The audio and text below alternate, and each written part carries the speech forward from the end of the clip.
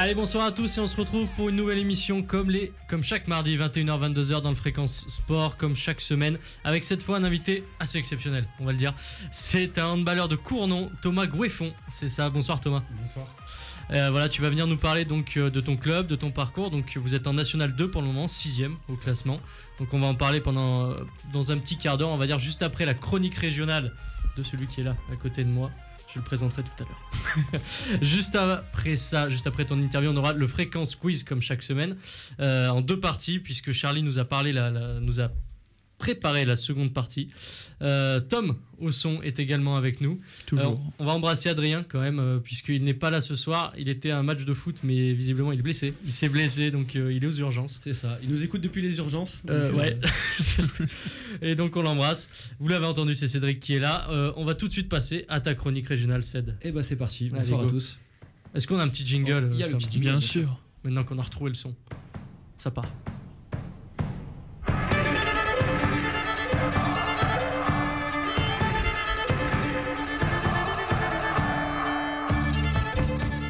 À toi, Céd. Et donc on commence tout de suite avec le Clermont Foot, donc qui a fait match nul face à Ajaccio. Donc Ajaccio actuellement 3ème de Ligue 2, donc ce qui était une plutôt belle performance. Ouais. Et on le rappelle que Clermont Foot en général fait des belles performances contre les gros.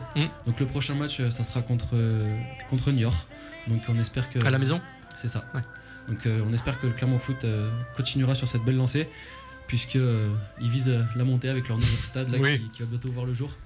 Donc on en avait parlé un petit peu brièvement la semaine dernière. Bon, la montée c'est peut-être pas dès cette année, mais non, mais d'ici c'est le projet, on va dire. Ouais. D'ici 2-3 ans, ouais. Les 2-3 années à venir. On passe juste au rugby maintenant, donc avec l'ASM, qui malheureusement s'est incliné en terre irlandaise. On a vu ce match face à la province irlandaise de l'Ulster vendredi soir, sous le score de 18-13. Alors sous des conditions climatiques beaucoup de pluie, beaucoup de vent, assez pluvieuses, on va dire, irlandaise, à la britannique. Ouais. Donc conditions climatiques assez avantageueuses pour les Irlandais, on va le dire. L'ASM qui est donc 2ème du groupe, donc devant les Harlequins et Bath. Du coup, c'était la 4ème équipe, quel accent. la fameuse 4ème équipe avec en fait, on s'accroche. Donc qui se déplacera à Bath du coup le 6 décembre. Toujours rugby, donc pas de match pour Issoire, donc toujours 11ème avec 13 points, à 4 points du 10ème. Donc comme on le disait la semaine dernière, Issoire qui commence à voir à sortir la tête de l'eau, ouais, ça va mieux, à revoir un petit peu le jour. Donc prochain match, réception de Drancy, donc actuel dernier de Fédéral 2. Ouais, vas-y, continue. Ouais, non, pardon, non, allez-y. Donc actuel dernier de Fédéral 2, donc Issoire qui aura une très belle opération à faire, je pense. Fédéral 2 maintenant, et du coup, événement exceptionnel. Cournon. Il va neiger, je pense. Cournon qui a gagné un match donc face à Arpajon sous le score de 38-19. Bien comme il faut en plus, hein. C'est ça, 38-19, donc je charrie un peu, mais voilà, oui. Je suis très content pour mon club. Ça reste ton équipe. C'est ça, donc c'est pour ça que je peux me permettre. Oui. Victoire pour Vichy face à Limoges, donc 22-18. Donc au classement, Cournon reste toujours 11ème et Vichy donc, qui ne fait que monter puisqu'ils sont maintenant sur le 3ème de classement de Fédéral 2. Donc prochaine journée, Cournon recevra Saint-Thierry et Vichy se déplacera à Île-sur-Vienne. D'accord. On va continuer avec du basket, donc malheureusement défaite de la Jave. Tout le monde pouvait pas gagner du coup. C'est ça, ils sont tombés dans la fosse du coup, puisqu'ils ont perdu face à Fosse 76-67. Ils se déplaceront pour la Disneyland Paris Leaders Cup pour les demi-finales aller à Nantes. Enfin, ils recevront Nantes et ils se déplaceront la semaine d'après, donc le mardi 26, donc ce soir même du coup. Et vendredi, ils reçoivent Poitiers, donc pour la 8ème journée de Pro B. A noter qu'ils sont redescendus du coup 10ème de Pro B, la Jave. Donc qui reste toujours quand même malgré tout à 3 points du 4ème Nantes. Donc très gros match à venir. Ensuite du coup on va passer au hockey. Donc les hockeyeurs qui malheureusement n'y arrivent plus en ce début de saison. Avec quand Cournon gagne tout le monde perd. C'est un peu à l'inverse. C'est un peu à l'inverse si vous voulez. Cournon gagne, les autres équipes clermontoises et auvergnates perdent. Donc les Sangliers Arvernes qui ont malheureusement perdu 2-1 du coup face au Drakkar de Caen. Ils recevront Tours ce week-end et qui sont malheureusement derniers actuellement du championnat. Donc c'est assez rappelle après ils étaient montés l'an dernier, donc ils viennent juste de monter saison compliquée champion de France. Donc ils avaient fini champion de France, donc une très grosse année pour eux l'année dernière. Mais malheureusement cette année ça ne suit pas. Alors le volley, donc les féminines du volley de Chamalières qui malheureusement se sont qui n'ont pas pu jouer, Ah. puisque le match a été annulé. Excusez-moi. J'avais l'habitude de dire que c'était souvent incliné l'année dernière, c'est pour ça que je reste dans mes. Je suis. Non, mais tu les aimes pas, qu'est-ce que tu Ah, je les adore. Non, vraiment. Elles viennent pas, elles veulent d'ailleurs dans l'émission. Allez, vas-y. On les accueillera avec grand plaisir. Face à Le Canet, donc du coup le match qui a été reporté. Donc ils sont actuellement 9ème de Ligue 2, le club de volley de Chamalières sur 14, donc c'est pour l'instant une meilleure saison que l'année dernière. Et on leur souhaite que d'avoir rattrape-toi. qui était assez compliqué. Non, vraiment. Et donc du coup maintenant on va passer au handball et le meilleur pour la fin du coup. Et avec Cournon qui s'était imposé donc sous le score de 38-30 face à Longevik. D'ailleurs, comment Thomas Longevik. Ok. De toute manière, vous les avez tapés. Donc, on peut dire comme on veut à partir de ce moment-là. Donc 38-30. Et Cournon qui réalise une très très belle saison et donc on va en parler à l'instant. Et vous passez juste devant Longevik du coup. C'est ça, donc il passe 6ème du coup avec 14 points et qui se retrouve juste à 2 points du deuxième Vénissieux avec 16 points. D'ailleurs, est-ce que tu peux nous expliquer, du coup, tu nous l'as dit tout à l'heure, comment ça marche les points au handball en victoire, match nul, défaite? Alors en championnat N3, N2, N1, ouais. Donc encore considéré comme amateur, la victoire c'est 3 points, le nul 2 points.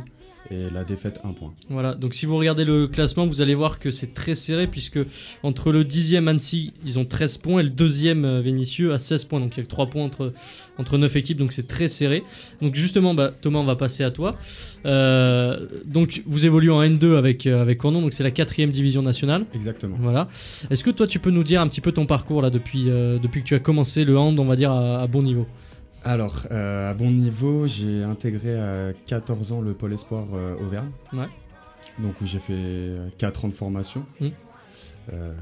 Dont 2 ans, je me suis entraîné au gymnase Raymond Boisset dans la même structure. Ensuite, je suis parti à 18 ans en centre de formation. Ouais. J'ai pu effectuer 4 ans au sein d'une équipe réserve évoluant en N3, N2 et avec une équipe D2 avec laquelle j'ai pu intégrer le groupe à la fin de la première année et voilà, participer à la vie du groupe et quelques matchs par la suite. Ouais. Donc en 2017, après 4 ans de centre de formation, je suis revenu en Auvergne. Parce que tu étais parti à Valence du coup au centre de formation. Ouais. Tout à fait, donc je suis revenu on va dire dans ma terre natale et donc j'ai intégré le club de Cournon pour qui j'avais encore jamais joué. Ouais. Donc voilà, je suis arrivé en 2017, on est monté de suite de N3 en N2, c'est ça? Tout à fait. À savoir que l'année d'avant, 2016-2017, le club de Cournon a déjà fait une montée de pré-national à N3. Donc c'était plutôt incroyable de faire une deuxième montée de suite. C'est vraiment un club de plus en plus ambitieux. Voilà, tout à fait, exactement, et qui met les moyens pour cette ambition-là. Voilà, l'ambition cette année était est toujours d'actualité et donc de prendre le podium, les 3 premières places. Ouais. Donc on s'en rapproche petit à petit, on est à 2 points de la 2e place. On n'est pas encore dans les cordes, mais on travaille pour. Parce que c'est vrai, c'est ce qu'on disait tout à l'heure, le premier est très loin par contre, puisque c'est Vesoul, ce qui sur les 7 premiers matchs a tout gagné. Donc ils vont être un petit peu durs à atteindre. Une équipe qu'on a déjà rencontrée chez eux à l'extérieur, où on a pris 41 buts, on en a mis 37, mais très grosse équipe, très compétitive. À savoir qu'ils ont déjà joué la montée l'an dernier et ils sont plutôt bien loupés parce que ils avaient l'équipe pour, mais ils ont fini juste une place derrière nous. Donc vraiment. C'est le Liverpool de l'an dernier, donc. on peut dire ça, le Liverpool de l'an dernier. Ah, tu le digères pas ça, hein? Non, écoute, n'en parlons pas. Tu l'as en travers de la gorge. Écoute. Et justement, je voulais te savoir un peu plus au niveau règlement. Donc tu en parlais, vous visez le podium, du coup. Tout à fait. C'est ce que tu disais à l'instant. C'est que c'est les 3 premiers qui du coup jouent les barrages ou c'est les 3 premiers qui montent directement? Comment ça se passe Alors c'est en National 2, c'est seulement le premier qui monte. Ok. Alors une 3e place dans l'objectif parce que le club a mis les moyens pour aller chercher c'est une des 3 places. Après voilà, c'est une année de transition où on récupère un nouvel entraîneur qui a une culture complètement différente de ce que vous avez fait avant. Surtout les joueurs du cru qui n'ont pas vraiment connu ce professionnalisme qu'il peut apporter. On a quand même récupéré 4 joueurs dont 3 titulaires. Donc c'est plein de facteurs qui font que la montée est plutôt sur 2 ans et de suite aller chercher une des 3 premières places cette année. Okay, tu nous dis que tu as récupéré 4 joueurs. Un effectif d'une équipe de handball en D2, en 4ème division comme ça, c'est combien de joueurs à peu près? Alors un effectif pour la compétition, c'est à savoir c'est 14 sur une feuille de match. Après notre groupe d'entraînement il est élargi à 20 joueurs. Ok, donc 4 c'est déjà un bon ratio on va dire de nouveaux joueurs. Tout à fait. 4 joueurs ça fait plus d'un quart de l'équipe. 20%. 3 titulaires. 3 titulaires en plus. Ça va très vite. Ça va très très vite. Et donc du coup vous êtes plus dans une option de pour l'instant pérenniser peut-être le club en N2. Pérenniser, mais après tout en ayant en progressant avec cette 3ème place. Oui, après depuis on va dire depuis 2016 c'est plutôt expansionnel la montée. Voilà, il y a eu double montée. L'an dernier on pérennisait en N2. Cette année on va chercher une 3ème place. La structure à l'avance à côté. C'est une année. C'est tout positif en ce moment. Tout à fait. Tout à fait. Le club a vraiment est en train de prendre une autre envergure de ça te fait plaisir d'ailleurs de grandir en même temps que ce club. Tout à fait, de faire partie du projet, c'est vraiment une satisfaction aujourd'hui. Moi je suis arrivé, c'était un petit club qui est monté en N3. Aujourd'hui c'est un club qui prétend à une montée en National 1. Voilà, je pense que juste les chiffres ils parlent et puis puis ça fait plaisir vu que tu es à la maison en plus. Tout à fait. Ça doit faire plaisir les week-ends. Et puis il y a du monde, c'est vachement animé. Alors déjà l'an dernier on touchait quand même pas mal de spectateurs. Aujourd'hui je pense qu'on compte presque 1000 personnes c'est beaucoup. Dans une salle fermée ça fait... Tout à fait, il y a faire de l'ambiance, tout à fait une bonne ambiance et puis l'ambiance conviviale fait que les gens reviennent. Tu parlais du coup que t'as joué en D2, c'est ça? Alors, t'as intégré le groupe, j'ai un petit peu touché la D2, mais on va dire que j'ai pas confirmé. Est-ce que justement tu sens un gros écart de niveau encore entre le N2 et le D2? Parce qu'il y a quand même 2 divisions d'écart. Quand même 2 divisions d'écart. Donc est-ce que l'écart de niveau se fait ressentir Tout à vraiment fait. Même entre N2 et N1, il y a un fossé. Il y a un fossé déjà sur les structures. Oui. Parce que ça commence à se professionnaliser vraiment. Tout à fait, et après voilà, à savoir une équipe qui veut aujourd'hui prétendre à une montée en D2, une équipe de N1, il faut qu'elle aligne, il me semble, 700 000 € de budget. Ça commence à faire. Un bon 650 000 sûr. C'est un mois de salaire de Cédric, ça. La moitié seulement. Avec 6 joueurs professionnels, avec un staff médical, donc voilà, petit à petit, le club est en train de construire une vraie structure. Voilà, on a pas griller les étapes non plus trop vite. Tout à fait. Parce que justement, j'ai cru savoir que Jonathan Jallet, préparateur physique, le fameux de vous, on le connaît bien avec Mathis, oui. puisqu'on a fait il était dans notre promotion de STAPS l'année dernière. Donc attention à toi, Jonathan. T'as intérêt de faire du bon boulot. De toute façon, Thomas, je pense que... C'est lui qui nous prépare physiquement. Et alors, est-ce que tu te sens bien préparé du coup avec Jonathan? Ça va, après moi je reviens de blessure alors... Est-ce qu'il a bien pris soin de toi quand même? Ça va. Ça va? On précise qu'il y a, en termes de taille, il y a 1 mètre d'écart entre Jonathan et Thomas. À peu près. Quelque chose près. Donc je pense que le jour où Jonathan fera pas du bon boulot avec Thomas, je pense qu'il aura intérêt à galoper. Ouais, d'ailleurs, tu as commencé du coup à parler de son poste, donc tu es arrière, Thomas. Est-ce que tu peux nous décrire un petit peu justement le rôle de l'arrière dans un match de hand? Alors l'arrière... on va dire que c'est celui qui met les temps forts, celui qui va créer, on va dire des duels pour derrière, pouvoir trouver des solutions un peu plus faciles à s'y mettre pour des ailiers finisseurs ou une relation avec le pivot. Après, les arrières prennent beaucoup de shoots. On est les joueurs qui sont censés tirer de loin, donc tirer à 9 mètres par-dessus un contre. Donc avoir pas mal de puissance aussi. Tout à fait. Donc, et plus ça va dans le niveau, c'est-à-dire plus le niveau augmente, plus les arrières ont du gabarit. Ouais. Qu'est-ce que je peux vous dire sur les arrières? C'est souvent des défenseurs numéro 2 ou numéro 3. Donc qui pèsent dans la défense. Donc qui vont au mastic un petit peu, qui vont exactement. au contact. Tout à fait. En attaque c'est pareil. Voilà, c'est beaucoup de duels, beaucoup de temps fort et beaucoup de shoot. Vous pouvez voir dans notre équipe, c'est les arrières qui marque le plus de buts. Ouais, donc c'est un peu un rôle clé, un peu meneur de jeu. Alors c'est pas le meneur de jeu, on a un meneur de jeu qui est le demi-centre et qui lui plutôt organise le jeu. C'est un peu le Nicolas Karabatic du coup, si je dis pas non. Tout à fait, Nicolas Karabatic. Okay. Après il est polyvalent, il sait jouer les deux postes, mais il est plutôt de formation demi-centre. Et donc Didier Dinard par exemple, qui lui serait plus... Alors lui c'est vraiment un défenseur, voilà, il a été pivot, mais ça a été un grand défenseur de l'équipe de France, un 3 bas. Donc 3 bas, savoir c'est plutôt les patrons de la défense. Voilà. Comme on parlait de défense à l'instant, que lui était réputé justement pour être tout à fait. Vraiment dans le physique et dans le dur. Donc justement, tu reviens de blessure là, t'as pas encore joué cette saison, non. C'est ça. Tu peux nous dire où t'étais blessé? Alors j'ai été blessé à l'épaule. Ouais. Donc j'ai eu une butée coracoïdienne suite à une luxation. Ouais. En début de saison là, en début d'année pardon. Alors en début d'année civile. Ouais. Donc je me suis blessé courant février, j'étais opéré en mars. Et donc voilà, là, 8 mois de rééducation, contrat presque rempli. T'es pas loin de revenir là. Je suis pas loin de revenir, donc c'est plutôt une blessure compliquée au handball. Est-ce que c'est la plus grosse d'ailleurs qu'on peut se faire? Je pense pas qu'il y a toujours pire, et je pense que chaque blessure, chacun son parcours, et chaque blessure a ses inconvénients et aussi ses points positifs, parce qu'il y a des points positifs dans la blessure. Après, je dirais pas que c'est la plus grosse, je dirais que c'est une blessure qui prend pas mal de temps, qui demande pas mal d'investissement pour revenir sur le terrain. Aujourd'hui, je travaille pour.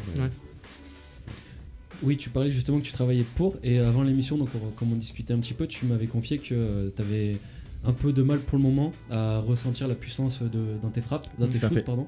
Est-ce que tu envisagerais, si jamais on ne sait pas ce qui peut se passer, mais pourquoi pas varier ton jeu ou changer de poste carrément pour être plus à l'aise avec ça? Comme on l'a dit, l'arrière a souvent tendance à frapper de loin. Donc du coup, est-ce que toi, tu pourrais envisager ça dans ta carrière, une reconversion? Ou si jamais, ou alors rester vraiment et tout faire pour revenir au meilleur de ta forme en arrière? Alors aujourd'hui, je suis plutôt dans une optique, j'ai quand même que 24 ans, je suis quand même dans une optique à retrouver mon niveau de jeu, à retrouver mes qualités physiques. Je dirais pas non à ce que tu as évoqué, mais non, aujourd'hui c'est l'optique de travailler pour revenir à mon meilleur niveau. Et du coup, on parlait aussi de l'entraîneur qui avait entraîné à Valence, c'est ça? Tout à fait. Donc, qui t'a suivi, ouais. Donc c'était semi-pro ou pro carrément? Alors à Valence, c'était un club professionnel. Professionnel. Donc du coup, le fait qu'ils viennent à Cournon, est-ce que le rapport entre le joueur et les entraîneurs arrive quand même à avoir une certaine convivialité, puisque Cournon reste en N2, donc je pense que c'est un club qui a besoin de ça. Après, tu me diras peut-être le contraire. Ou alors, est-ce que justement, dans ses entraînements, il est très professionnel à l'image comme il était à Valence? Enfin, comment ça se passe du coup, ce rapport entre professionnalisme et amateurisme? Non, aujourd'hui. Alors, tout en étant vraiment pro. Aujourd'hui, je pense que voilà, on a eu un groupe qui a dû s'acclimater à cette exigence. C'est un mec qui vient du haut niveau. C'est quelqu'un qui a beaucoup œuvré pour le club de Valence, qui est, si je dis pas de bêtises, qui a dû rester 17 ans, qui a eu l'équipe professionnelle, qui a eu le centre de formation et des équipes jeunes. Donc, on va dire, il sait de quoi il parle. Aujourd'hui, oui, le groupe a dû s'acclimater à cette exigence-là. Après, il y a déjà plusieurs joueurs qui étaient... qui ont déjà connu cette exigence. On va parler d'exigence de haut niveau.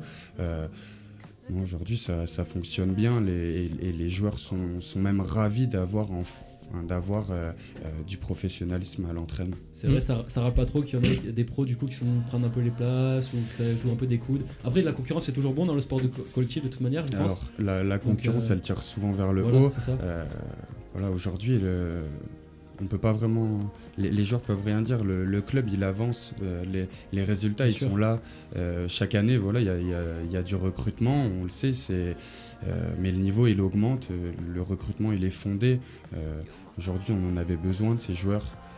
L'an prochain, il y aura encore du recrutement. Et comme tu as dit, oui, il y aura encore des joueurs qui descendront. Mais c'est le sport, c'est ça fait partie du sport de haut niveau. De toute façon, si voilà, vous voulez toujours monter, ça fait partie du jeu. Et on a besoin de compétiteurs aujourd'hui avec la concurrence. Je pense que ça tire tout le monde vers le haut d'avoir de la concurrence. Et justement, tu parlais de ce plus haut niveau possible. Le plus haut niveau, on va dire que c'est l'équipe de France. Alors, je vais pas te dire, tu vas aller en équipe de France, hein, t'inquiète pas. Il faut. Mais justement, qu'est-ce que tu penses de cette visibilité qui est quand même, en termes de handball, essentiellement quand même sur l'équipe de France, en France en tout cas, et on va parler beaucoup moins des clubs, et notamment, on va dire, le PSG qui fait un peu l'attraction. Tu penses, toi, qu'il faudrait mettre plus de visibilité sur les clubs, ou au final, c'est plutôt pas si mal d'avoir quand même l'équipe de France tout en haut qui nous permet quand même de parler du sport et du hand de temps en temps. Alors oui, c'est sûr qu'elle œuvre à la médiatisation du handball. Mais aujourd'hui, le handball est de plus en plus médiatisé. Vous retrouvez chaque mercredi et chaque jeudi quand même la LNH, la Lidl Star League sur Bein. Je pense que oui, bien sûr. Alors c'est bien qu'elle soit au top du top, mais je pense que ça fait une petite vingtaine d'années que le handball il avance dans le monde entier. En France, on peut voir quand même qu'il avance. Il y a de plus en plus de journaux télévisés, de magazines. D'ailleurs, justement, tu as un regard là sur cette équipe de France qui a énormément dominé les dernières années. Là, les Jeux Olympiques, du coup, on a perdu en finale. Oui. Tu penses qu'on va redevenir on n'a pas encore perdu, hein, mais je veux dire, on va continuer à être une nation ultra dominante, ou tu penses qu'il y a 2-3 pays qui vont nous gêner? On va dire que la formation française est très bonne. On a quand même beaucoup de clubs professionnels qui forment des jeunes. Aujourd'hui, là, on a encore une génération qui arrive en équipe de France. C'est assez incroyable. Très fort. C'est très très fort. Ça joue déjà. Les gars à 18 ans, 19 ans, ils jouent en D1. Oui, je pense et j'espère qu'on va encore dominer le handball. Ouais. C'est ça, parce que comme tu le disais, ça avait commencé il y a quand même 20-30 ans avec les Barjots à la base. Tout à fait, en 95. C'est ça, donc premier titre mondial, il me semble, d'une équipe nationale, sauf erreur, d'un sport collectif, si je dis pas trop de bêtises. C'est ça. Et donc du coup, ça a commencé, et c'est vrai qu'on a l'impression que depuis, il y a un réservoir de joueurs, notamment, tu parlais de la formation, qui est inépuisable. Si on en perd un, on en gagne 2. C'est un peu ça. C'est un peu l'impression qu'on a. Alors bien sûr, bon, c'est comme tout, hein, la mine d'or, au bout d'un moment, plus tu puises, plus tu l'épuises. Mais belle phrase. C'est ça. Mais justement, tu parlais d'avoir joué justement en D2. Est-ce que tu as souvenir d'avoir joué contre des joueurs qui après, entre guillemets, percé au niveau, ou alors qui ont fait de très belles carrières derrière? Alors, oui, après dès le pôle espoir, hein, dès 14 ans, quand on a eu pas mal de matchs championnat de France ou des matchs de pôle, on a eu pas mal de joueurs, même qui sont en équipe de France A aujourd'hui. Un gars comme Melvin, il a 2 ans de moins que moi, Melvin Richardson, pardon. Je pense que j'ai joué 4-5 ans contre lui quand il avait 14-15 ans. Et déjà à cet âge-là, tu voyais que comme papa, c'était... Après, j'en ai vu plein des joueurs. C'est aussi la tête qui fait la différence. Les qualités physiques, beaucoup de personnes en ont. Si tu les mets pas à contribution, malheureusement, avec la tête. Tout à fait, c'est je pense 50% la tête. Ça se retrouve dans beaucoup de sports, ça d'ailleurs, hein, parce que même le rugby ou le tennis ou tout ce que vous voulez, c'est ça. C'est la tête qui fait la différence. On l'a vu avec l'équipe de France à la Coupe du Monde. Mais c'est surtout le coude qui a fait la différence. Ouais, c'est le coude qui a fait la différence. Tu nous en parleras peut-être un autre jour. Parce que là t'as un coup de cœur pour la SM tout à l'heure. C'est ça. Alors là, cette fois, voilà, c'est positif. Ah, c'est très positif. C'est positif. Maïna a poussé. Ça n'a rien à voir avec le terrain, je vous en parlais tout à l'heure. C'est ça. On aura aussi un coup de cœur tout à l'heure, un coup de gueule, pardon, sur la Ligue des Champions de ma part. On aura la première partie du Fréquence Quiz. Alors maintenant, une question un petit peu plus funky, messieurs. À quoi servaient les premiers fusils de paintball? Je sais qu'il y a des amateurs de paintball dans la salle. Ça servait à quoi à la base? À repeindre l'appartement? Exactement, il est bon. Non. Ah, tu vois, j'ai eu peur. Non, mais moi, je sortais une grosse connerie, mais bon, je me dis, ouais, il est bon. Non, j'ai eu peur. Est-ce que c'est un rapport avec un sport en particulier? Non. Non. Pas vraiment un sport, non. Le ball trap? Non, c'était en Australie, messieurs. En Australie? Pour les kangourous. Le mec, il a fait autoroute. C'était Australie, kangourou. Non, c'est pas vraiment ça, mais c'est par rapport à des animaux. Et pour les autruches. Ah, pour les marquer, pour savoir à qui appartenait l'animal qui avait été tué. Il est bon, Cédric. Alors, c'est tout dans les années 70. Ma passion, la chasse. Les éleveurs australiens qui voulaient marquer le bétail. Vous savez qu'en Australie, les ranchs sont très très grands. Donc, pour éviter de se farcir, d'aller voir tous les moutons ou tous les animaux qu'ils allaient marquer, tout simplement, ils prenaient le paintball, ils tiraient sur tous les animaux et c'était marqué. Non, mais c'est des génies. Franchement, c'est efficace quand même. Alors maintenant, nouvelle question. Alors là aussi, c'est toujours funky. C'est pas un sport number one dans le monde. Qu'est-ce que le Inazawa Center? Le Inazawa Center. Donc vous avez compris que c'est en Belgique. Karaté, Non, je déconne. Le karaté, non. Non, c'est un sport, un art martial. C'est au Japon. Bien vu. Bien vu. Alors Non, mais c'est au Japon, ça- mais c'est ça, pas. non, mais C'est pas. dis des évidences plus grosses aussi. C'est un sport, mais c'est un sport qui est pas forcément Ah, c'est connoté un japonais sport, par contre. C'est un Non. sport. Alors, Ah, c'est un lieu où on Ah, c'est pratique le le nouveau sport. stade Oui, là. de football qui a été créé à Non, l'occasion. c'est pas du foot. Non, ok, c'est pas du foot. D'ailleurs, Le si rugby je dois vous donner la date, c'est 72 qu'il a été créé. 72, Vous voyez que ça date pas d'hier. Il y avait les JO là-bas d'hiver peut-être, non? Ou quelque Euh, chose, non. un événement particulier. C'est un sport, franchement, si je vous dis Japon, vous y pensez pas à ce sport. Normalement. D'accord. Après, vous êtes peut-être chelou. Hein, Sport quoi?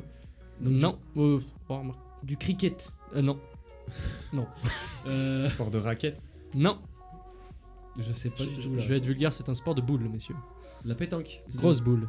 Le bowling. Bouillonneuse. Le bowling.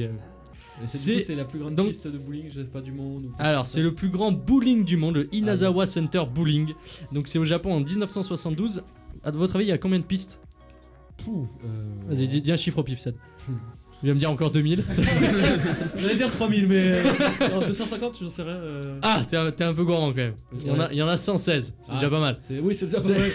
Aligné Ouais. 116 pistes, donc ça fait 200 mètres de long. Imaginez le Et- b-ball qui en a une vingtaine, Ouais. chose comme ça. Ouais, t'es gentil, je pense. Fois 4-5. Donc ils peuvent accueillir 700 personnes en même temps qui ont envie de jouer. 700 joueurs en même temps, ça fait 8500 mètres carrés le machin. Le bruit doit être horrible. T'imagines? Tu nous sors quand même des infos, Mathis, Bah, c'est magnifique. Mais je pense que pour votre culture générale. Où vas-tu les chercher? Alors là, messieurs, vous parlez d'infos. J'ai mon héros de tous les temps. Franchement, c'est un génie. Il s'appelle Carlos Kaiser. Est-ce que vous connaissez monsieur Carlos Kaiser? Alors, son vrai nom c'est Carlos Raposo. Non, hein. c'est pas le même. Son vrai nom c'est Carlos Raposo, donc il est brésilien, dans les années 80, et c'est un génie. J'en ai déjà entendu. Je vous dis que ça. Ah, C'est t'as déjà Carlos. entendu Charlie? Ça me dit quelque chose. Ouais. Et On est au qu'est-ce que foot, ça te comme dit? c'est un brésilien, est-ce qu'on est au foot? C'est au foot. C'est au foot. Ok, c'est un génie, c'est-à-dire. C'est un génie du football. C'est un joueur? C'est un génie du football, Non, c'est un joueur. c'était trop récent pour que c'est celui qui ait marqué contre son camp et qui se fasse tuer pour ça. Non. On va dire qu'il aurait eu du mal à marquer contre son camp. S'il était gardien? Non, il Non. était. Non. Non. Il On a sait jamais pas. joué un seul match en équipe nationale et il a été champion du monde? Non. C'est pas quelque chose Non, comme non, ça c'est encore plus bas que ça. On n'est Oula. pas à ce niveau de l'équipe nationale. Il a jamais joué un match tout court. T'es pas loin. Allez, je vais te l'accorder. En fait, en 10 ans de carrière, il a joué 6 matchs. Alors, c'est un génie. Alors pourquoi? Parce qu'en fait, il voulait être footballeur professionnel, Et son Mais- père était entraîneur, du coup. mais sans jouer au foot. C'est révolutionnaire. Tout simplement, en fait, sa technique, c'est qu'il se liait d'amitié avec des joueurs de foot brésiliens pour avoir un réseau et donc être recommandé dans d'autres clubs. Et en fait, il faisait 6 mois dans un club, puis il partait dans un autre, puisque il voulait pas que le club s'aperçoit qu'il est nullissime. Donc, il a quand même pas mal de trucs, hein, puisque il a... Ouais. J'avais entendu une histoire comme ça avec un joueur africain qui s'était Ah fait bah. passer pour le fils de Mais tu vois, sa technique. Ouais, vas-y. Dokocha ou d'Abedi Pelé, Ouais. je sais plus, et il s'était fait passer pour son fils. Ouais. Et au final. Mais je crois que lui, il s'était fait avoir au bout de 6 mois. Ah, non c'est pas ça, mais un club anglais l'avait recruté.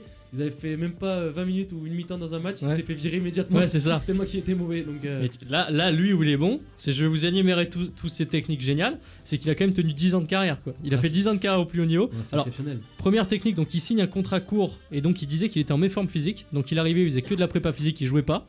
Donc en gros, il passait 2-3 mois sans jouer, donc personne ne remarquait qu'il était bidon. Quand tu touches le ballon, tu dois bien voir qu'il est pas bon. Bah, il faisait que de la Ça doit prépa physique, donc il devait pas trop toucher le ballon.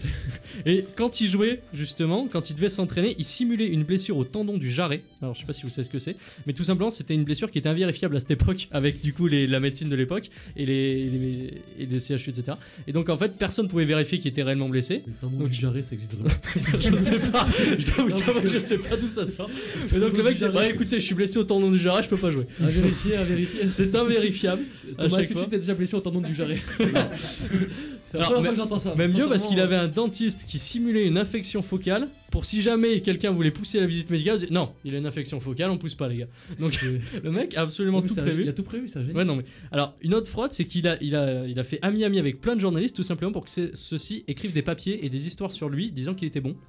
Donc pareil, il continue. Ah ouais. Non mais je te dis qu'il a vraiment été génial. C'était le Pablo Escobar. Mais pareil, brésilien, il quoi. était par exemple devant des entraîneurs, il a simulé des conversations téléphoniques avec d'autres clubs pour faire croire qu'il recevait des offres. Le mec je est- vous le dis, mec est quand bon. je vous Ouais, dis que le mec c'est est un bon, Le mec génie. est bon, le mec. Et il a quand même fini par qu'on lui propose la citoyenneté mexicaine et de jouer pour la sélection mexicaine. Il a Je veux joué. dire, on lui a proposé et il a refusé. a Évidemment, permis de refuser. il allait quand même pas jouer. Le mec il s'est dit je rentre pas sur le terrain, faut C'est pas tout. déconner. Non, c'est trop gros quand même, on va pas pousser les gars. Donc voilà, on embrasse Carlos Kaiser, c'est un génie, c'est le plus grand Franchement, génie. Non, c'est très respectable d'être aussi bon pour ça. C'est magnifique. On fait le bilan de ce quiz, donc Ced, carton plein, 4 bonnes réponses. Yes. Une pour Thomas, une pour Charlie. Charlie, Une du demi. coup, t'as un demi-point. Une et demie. Il y tient. Et donc, ça nous permet tout de suite enchaîner avec le coup de cœur de Cédric Bernard. Alors c'est sur un coup de cœur un peu l'ASM. particulier, Vas-y. c'est ça, puisque l'ASM, comme vous le savez, se déplaçait en Irlande, donc en Ulster, dans la province irlandaise.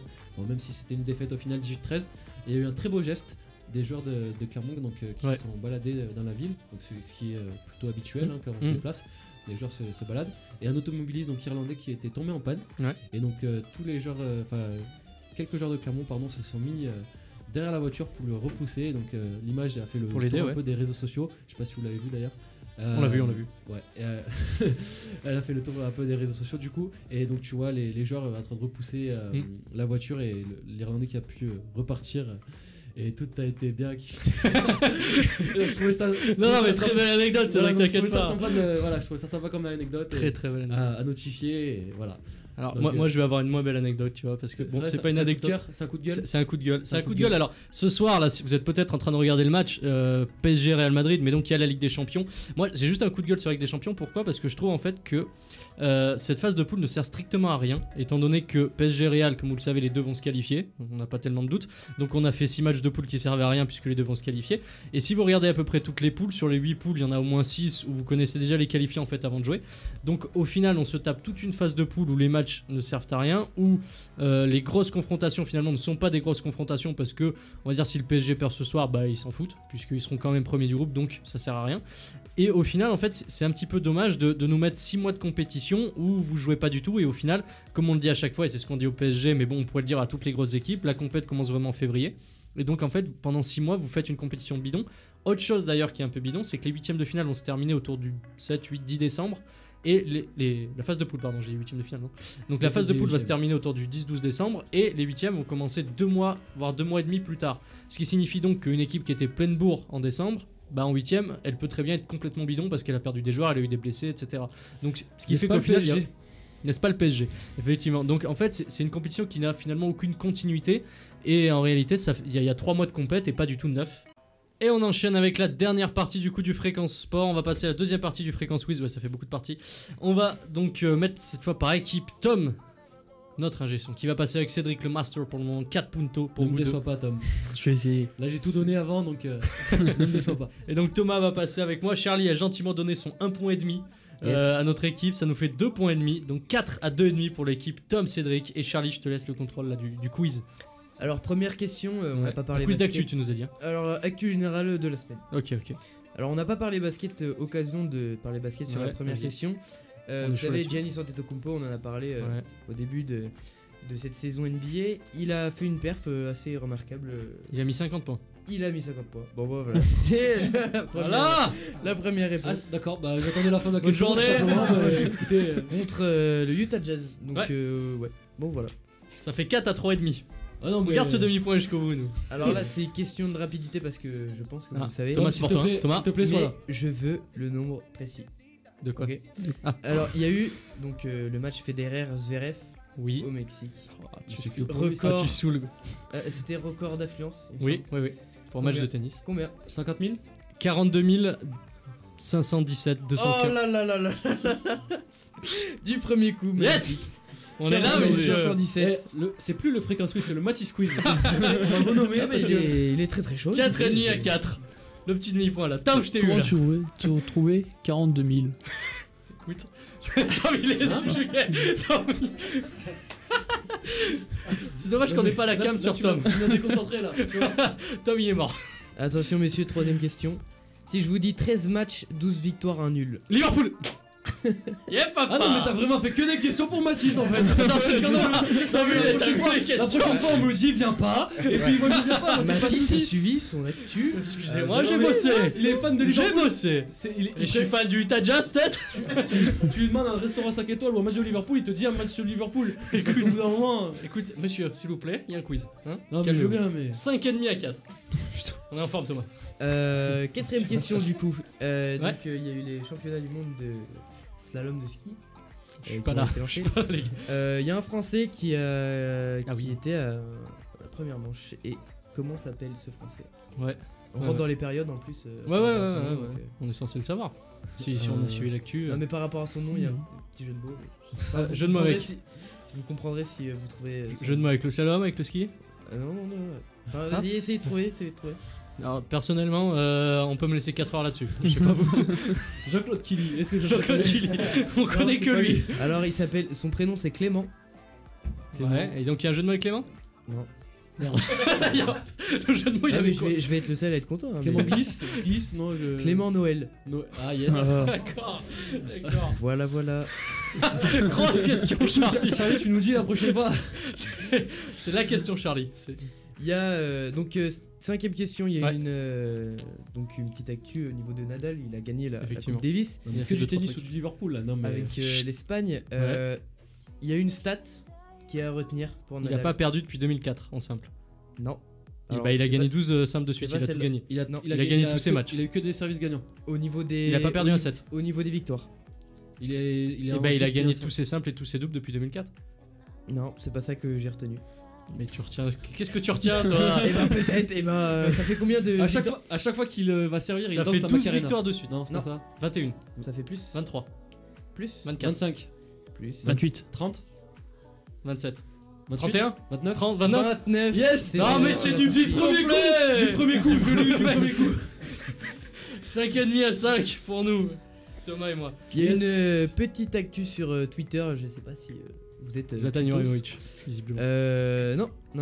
C'est un joueur de Manchester City Oui. Bernardo qui a Silva. dit être QLF. Sterling. Sterling. Je l'ai dit en premier. C'est Cédric Je l'ai dit en qui l'a premier, dit en donc, premier. 6 à 5,5 Alors, pour la team il a Ced dit et qu'il Tom. était QLF et que il adorait Jul. Il adorait Jul. Ouais. Il adorait Jul. Il a dit Comme TLC. quand même en Comme Angleterre. quoi, on peut être un super joueur de foot et avoir des goûts musicaux, mais. À chier, à chier. Il a tweeté TLC quand même. Qui est le sound? Avec un accent Pareil, anglais, ça doit être mortel. Bref, excuse-moi. Qui est le sound? pareil cette semaine, LeBron James, joueur des Lakers, Ouais. a réussi un exploit. Il est le seul joueur en NBA à avoir. Marqué contre tout, a fait un triple-double contre toutes les autres franchises. C'est ça. Putain, il est. Voilà, fort. voilà, Il dès est- qu'on il est- parle, il est messieurs. très très fort. Dès que Non, c'est mais pas bien du joué, pif. bien joué. C'était donc du coup le 30e, c'est la 30e équipe, Ouais. donc c'était OKC. Il a fait un triple double face à OKC. C'était la dernière équipe qui lui manquait. Ça Son fait- tableau de chasse. Ouais. Jacques Monclar a dit qu'il a nettoyé toute la NBA et je pense que Ce Jaco. Les a souillés. Les a souillés.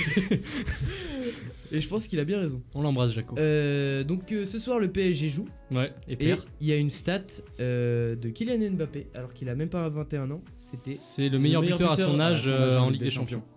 alors il y a celle-là aussi va mais c'est couper pas la celle-là parole. que j'ai retenu. Ah non, mais c'est celui juste qu'on qui t'écoute a pas, marqué le t'inquiète premier pas. triplé en Ligue des Champions. Non. Enfin, le plus jeune à avoir marqué. Non. Non. Excusez-moi, monsieur. C'est Taisez-vous. avec le PSG. Avec le PSG. C'est le joueur le plus jeune. Le joueur à avoir dépassé un ayant certain nombre disputé de le buts en plus Ligue de des matchs avec le Non, PSG en Ligue des c'est- Champions. c'est personnel, c'est pour Kylian Mbappé. Le joueur ayant marqué le plus de buts. Non. Est-ce que c'est en lien avec les buts? Non. Lien avec C'est- un nombre de matchs. Nombre de matchs. C'est Bah, le joueur c'est- le plus jeune à avoir fait le plus de nombre de matchs en Ligue des Champions. Non. Ou le plus de Ça n'a nombre de aucun matchs sens ce tout que tu dis. court. Chut. Ça n'a aucun sens. Écoute, j'essaye. Attends, c'est un nombre de matchs avec le PSG. C'est le plus jeune à arriver à 20 matchs Il y a de Ligue pas des Champions. d'histoire de jeunesse. pas, c'est juste qu'il a 21 ans et c'est remarquable. Ok. Il a déjà Ok, ok, participé ok. à plus de 50 matchs. Enfin, plus de. Alors, non. Pas 50. 30, 40, 20, 100, Non. 50, 100. 80, 100. Voilà, bah voilà, merci. Premier coup, hein. On la compte vraiment cette question sans déconner. Est-ce qu'on mettrait pas un demi-point, les gars? C'était le 100e match de Kylian Mbappé avec le PSG alors qu'il Ah, a mais même moi pas- je croyais vraiment qu'il y avait un lien avec la Ah, Ligue des non, Champions, du coup. Non, Non, d'accord, c'était d'accord, juste d'accord. son 100e Ah, mais match avec, question de merde, avec le PSG. On l'embrasse, il nous écoute. Ça fait 7-6 pour Thomas et moi contre Ced et Tom. Pareil, actu de la De la semaine. semaine, vas-y. Si je Il vous reste dis- combien de questions? C'est la dernière. Ah, donc soit égalité, soit on gagne, Thomas. Vas-y. Si Ne je me vous déçois dis pas, Tom. Sois là parce que Tom, je te sens pas là. Tom, non mais Tom, c'est le Super mec. nul. Il a pas été là de la soirée, bam. Et là, il va foncer. Il va te planter un but à 90e. C'est ça, c'est ça. Si je vous dis 42 victoires, 0 défaite, dont 41 KO. Je l'ai vu, McGregor, non Non, oh là non. non, Dante non. Wilder. C'est Dante Oh. Wilder. Eh, on est là. Je suis nul. 8-6, messieurs. Voilà Thomas. Il Maïs. est énorme. Il est énorme, Thomas, quand même. Il vient, Oh, il mais- gagne, il te souille, Cédric. Pour ta propre émission. Oh, mais je suis désolé, mais. Non, mais- Non, mais bien joué, les gars. C'est bien joué, Dante bien joué. Wilder, donc petite Vas-y, info finis. contre Luis Ortiz il y a Mm. 2 jours. 41 KO pour 42 victoires quand même. Ouais. 0 Et défaite. est-ce qu'il va pas tarder à affronter Tyson Fury d'ailleurs, non? Il me semble, oui. Ce serait en préparation. Ce serait en février, il me semble. Ouais, et ce serait sans doute le combat entre les deux meilleurs actuels boxeurs, C'est puisque ça, Anthony c'est Joshua ça. a perdu toute crédibilité depuis quelques mois. Si vous avez suivi sa Face défaite. au Mexicain, ouais. Ouais, exactement. Et donc Cédric, je sais pas si t'as un petit mot pour ta défaite là. Ok. Non, Donc je vais rien dire. Franchement, je suis ravi d'avoir reçu Thomas ce soir. Pour parler handball. Thomas voulait faire une Merci dédicace, de mais on va pas lui laisser le temps du coup. non, je voulais pas. Bah merci beaucoup Thomas d'être venu. Merci à vous. Bonne chance avec du coup le handball Cournon. Bonne chance pour ton épaule aussi pour les prochaines gentil. semaines. Voilà, on embrasse tout le handball Cournon, on embrasse tout le monde. Cédric aussi, Charlie aussi, Tom aussi. Mais on t'embrasse toi aussi. Merci, Et mais au c'est revoir gentil, Mathis, que des au câlins. revoir à tous. Au revoir tout le monde et donc à la semaine prochaine pour une nouvelle émission du Fréquence Sport, toujours sur Radio Campus 93.3. Ciao tout le monde. Tchuss.